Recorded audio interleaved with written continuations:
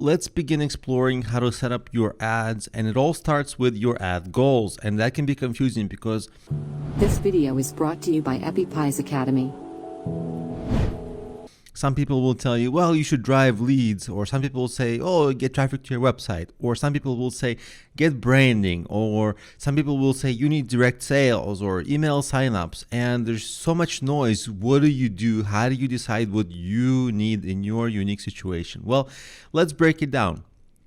If you need some basic action, for example, download a free app, watch my video, just take them to that action, right? It's really simple. Sometimes they can watch the video right on, even on like Facebook, or sometimes they just have to, they're one click away from the app, or they're one click away from going somewhere where you need them to go, if that action is simple and often free.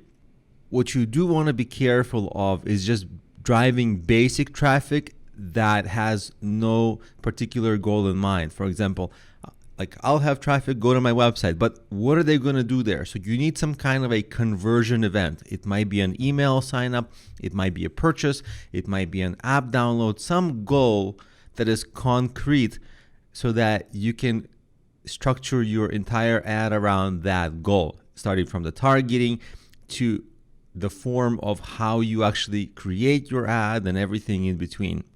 So you need conversion of something. You define the conversion event. It might be a sale, it might be an email sign up, something like that. Now, if it's an impulse buy, maybe like something under $10, that people don't have to think too much. You can take them right to the sales page.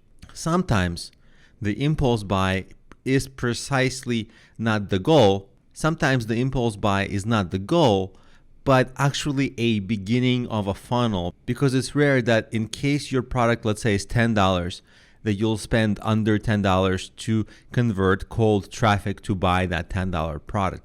What really is often the goal is to sell the $10 product in the hope of that product pleasing that consumer, so that consumer goes on to buy more of your products, maybe something higher end, maybe your $100 product, maybe your $1,000 product.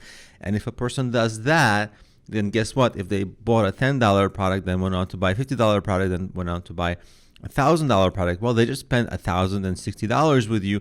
So for that type of a more complex multi-tier funnel, sure, you can spend $50, $100, $200 if that's possible in your ecosystem of how you sell. So sometimes it isn't possible to sell, like the dream is often to spend $5 but sell something for $10, or spend $5 but at least sell something for $5.01, so you can keep on doing this.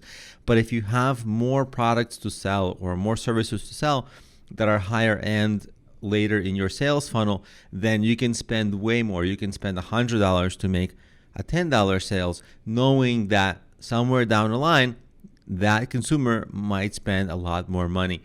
So impulse buys aren't actually that simple. So sometimes they're the end in themselves, but it's better if they're not. And then there's, the bigger decisions, right? If your goal is really, let's say, to sell some $1,000 product or $5,000 product, then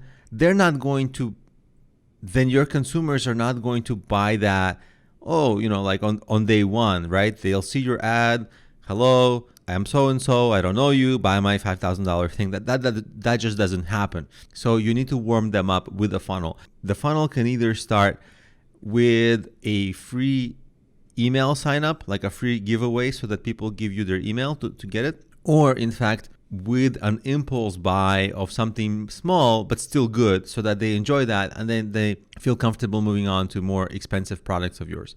So these are the basics of how to think through what's the end result, end goal of your ads. And once you have thought through this, then when you create your ads, you'll know exactly how to target the ads in the right way to achieve your goal.